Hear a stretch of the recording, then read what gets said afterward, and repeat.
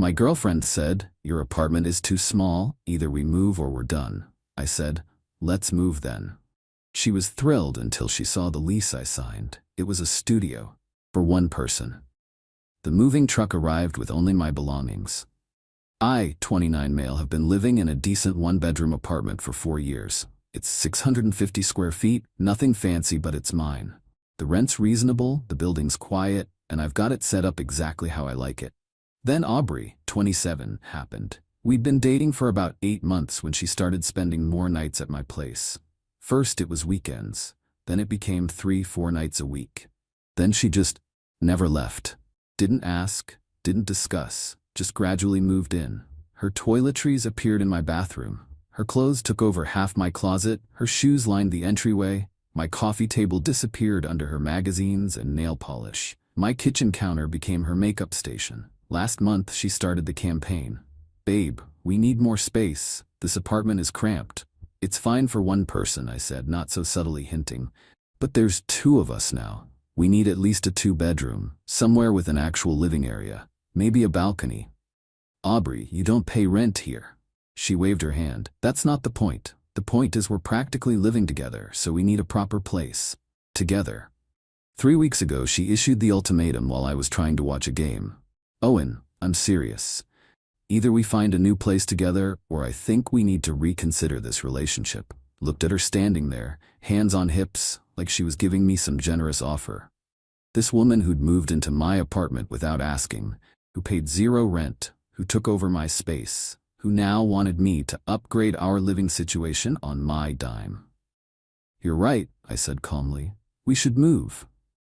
Her face lit up like Christmas morning. "Really? Oh my God, babe. Okay, so I've been looking at some places. There's this gorgeous 2-bedroom near downtown, washer dryer and unit, updated kitchen." "I'll handle it," I interrupted. "Let me take care of finding the place." "Are you sure? Because I have very specific requirements." "Trust me, I've got this."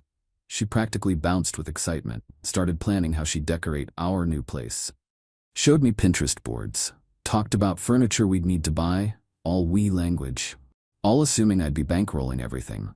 That weekend, I went apartment hunting. By myself, found a perfect studio downtown, 400 square feet. Modern building, great amenities, 24-hour security, big windows, nice view. Rent was actually slightly less than my current place because studios in that building were having a promotion. Most importantly, it was explicitly a 1-person unit per building policy. Signed a year lease, paid first and last month, got my tea, set my move-in date for 3 weeks out. Came home and told Aubrey, "Found a place, we're moving in 3 weeks."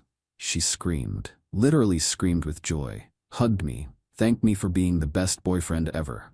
Started immediately planning the move, talking about what furniture to keep, what to donate, how she'd arrange everything.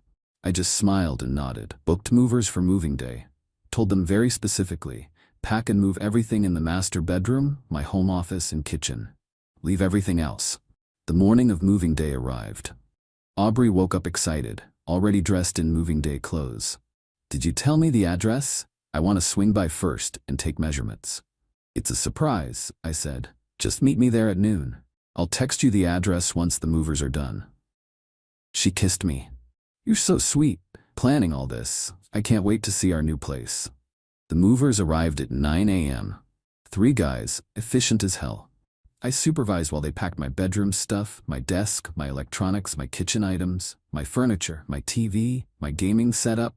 Aubrey's stuff stayed exactly where it was, her clothes in the closet, her shoes by the door, her makeup covering the bathroom counter, her decorative pillows on the couch, all of it.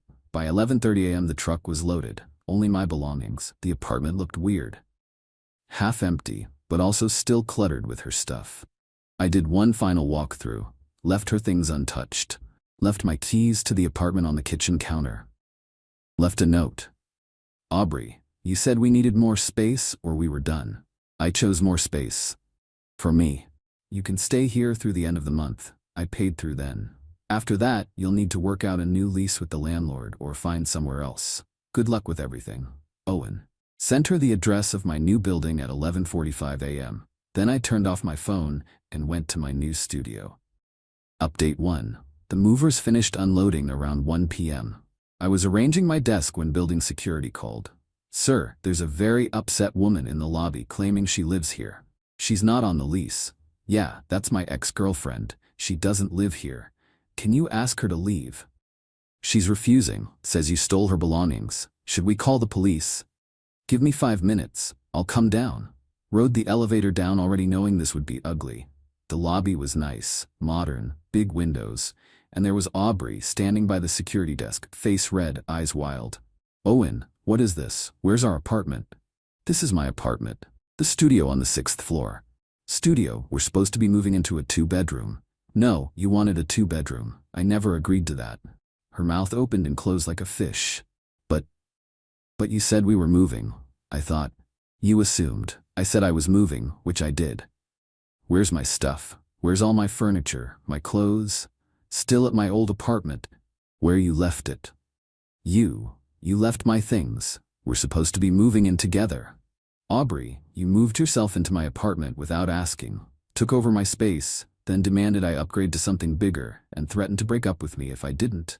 So I called your bluff. Where'd I moved? You didn't. She looked at the security guard like he'd back her up. He can't do this. That's my stuff. He stole my furniture. It's actually all my furniture, I said calmly. Check the photos on my phone, all purchased by me before we met. You're welcome to whatever you brought, which is still at the old place. This is insane. You're insane. We've been together almost a year. You can't just abandon me. I can. I did. You issued an ultimatum. I chose.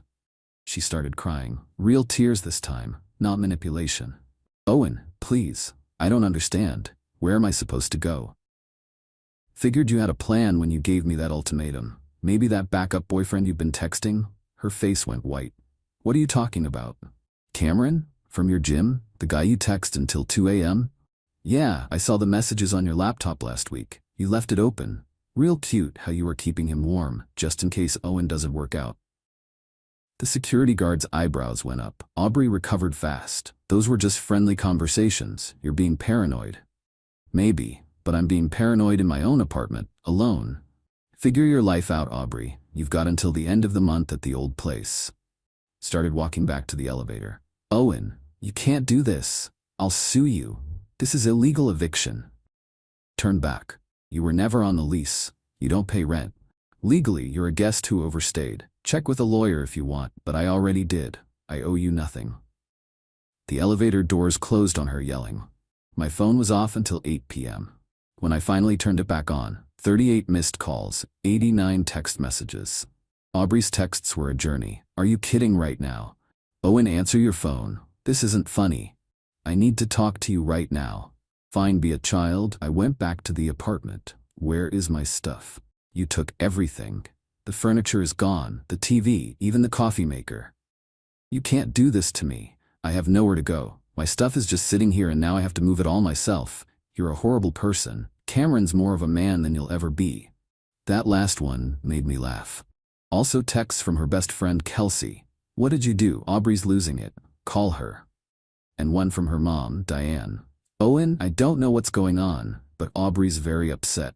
Can we talk? I responded to exactly one person, Diane. Diane, Aubrey moved into my apartment without asking, then demanded I pay for a bigger place for both of us. When I declined, she threatened to leave. I took her up on it. She has until the end of the month at my old place, rent's paid through then.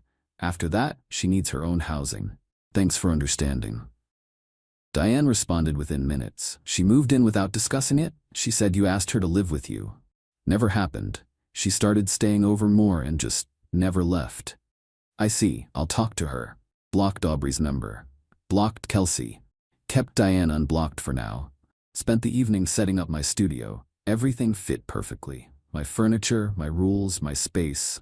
Got a text from the old landlord around 10 p.m. Hey Owen, got a frantic call from a woman named Aubrey claiming she lives at your unit. Says you abandoned her? She's been staying there without being on the lease. I moved out. My lease ends this month. I paid through the end of the month like required. What she does after that is between you and her. Gotcha. Just wanted to confirm. She mentioned possibly taking over the lease? That's up to you. I'm out. Fell asleep in my own bed in my own space. Best sleep I'd had in months. Update 2. Week 1 in the new studio was blissful. Quiet, space arranged exactly how I wanted. No makeup on the counter, no random shoes to trip over, no one complaining about my gaming setup or how I organize my kitchen. Then the entitlement kicked into overdrive. Diane called Tuesday evening. "Owen, I need to ask you something. Did you and Aubrey discuss her moving in originally?" "Nope, she just gradually started staying over more until she basically lived there. I should have addressed it sooner, but I figured we'd have an actual conversation about it eventually. She's telling me you promised to take care of her, that you said she didn't need to work as much because you'd handle expenses." "Diane, I never said that. She has a job. She works part-time at a boutique. That was her choice. I never offered to support her." Silence. Then, "She's on my couch right now, says she can't afford to take over your old apartment and needs time to find something cheaper. I'm letting her stay, but this is a lot. She's expecting me to just let her live here rent-free while she figures things out." "Sounds familiar," I said. "She mentioned you have a new place. A studio?" "Yep. One person. Already settled in. She keeps saying you two could work it out if you'd just talk to her, that you overreacted." "Diane, she moved into my space without asking, took it over completely, then gave me an ultimatum to upgrade on my dime or end things. I chose to end things. There's nothing to work out. Between you and me? I raised her better than this. I'm disappointed she put you in that position. I respected Diane for that, but Aubrey wasn't done." Thursday, I got a call from my old landlord again. "Hey, Aubrey came by the office. She's demanding access to your old unit. Says you locked her out." "I didn't lock anything. I moved out." "Did she lose the key?" "She claims she needs to get her belongings, but the key doesn't work. I left my keys inside when I moved out. If she had her own key, it should still work unless you changed the locks." "We didn't change locks." "Wait, she had her own key?" "I assumed. She stayed there constantly."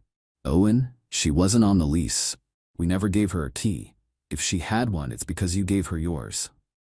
"Oh, right. I'd given her my spare key months ago, and I'd left both keys inside when I left." "Well, that's her problem then. My lease is up in 10 days. After that, it's your property again." "She wants to take over the lease, but she can't qualify. Credit's too low, income too low. I told her we can't approve her.